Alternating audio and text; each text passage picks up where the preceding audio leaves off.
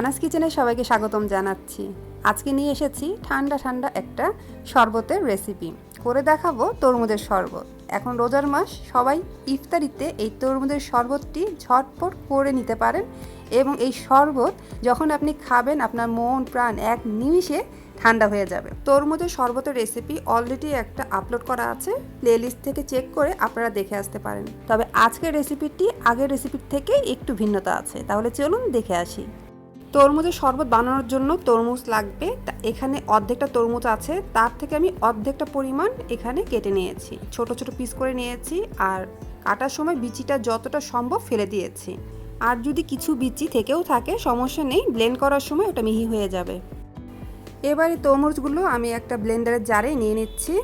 আমার ব্লেন্ডারের জারটা অনেকটাই বড়, তাই এখানে আমি অর্ধেক পরিমাণ যে তরমুজটা কেটেছিলাম সবটুকুই দিয়েছি। ওদের জাগ যদি ছোট হয় তাহলে অবশ্যই অর্ধেকটা দিতে হবে। এবার এর মধ্যে আমি আধা কাপ পরিমাণ চিনি দিলাম। চিনিটা আপনারা কম বেশি করে নেবেন। আর এক স্লাইস লেবু চিপে দিচ্ছি। এবার আধা চা চামচ পরিমাণ বিট লবণ দিলাম।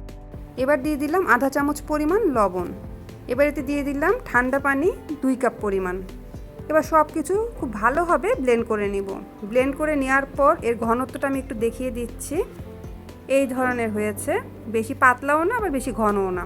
এবার এর মধ্যে আমি 3 টেবিল চামচ পরিমাণ দুধ দিচ্ছি। এবার এই শরবতের মধ্যে আইসক্রিম, ভ্যানিলা আইসক্রিম অ্যাড করব, যা দিলে এই শরবতের টেস্টটাই বহুগুণ বাড়িয়ে দিবে। এই ভ্যানিলা আইসক্রিমটা ঘরের তৈরি, এটা দিয়ে দিচ্ছি পুরোটাই। এই ভ্যানিলা আইসক্রিমের রেসিপিটা আমার চ্যানেলে আছে, প্লেলিস্ট থেকে দেখে নিতে পারেন।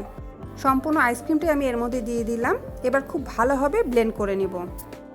সব কিছু আবারও খুব ভালোভাবে ব্লেন্ড করে নিচ্ছি। আমি এর কনসিস্টেন্সিটা একটু দেখিয়ে দিচ্ছি। আগের তুলনায় এর কনসিস্টেন্সিটা আরও ঘন হয়েছে, শুধুমাত্র দুধ আর আইসক্রিমটা দেওয়ার ফলে। তৈরি হয়ে গেল চমৎকার স্বাদের তরমুজের শরবত। আশা করছি আজকের রেসিপিটি আপনারা অবশ্যই ট্রাই করবেন। আরেকটি রেসিপির সাথে শীঘ্রই আসছি। সবাই ভালো থাকবেন। আল্লাহ হাফেজ।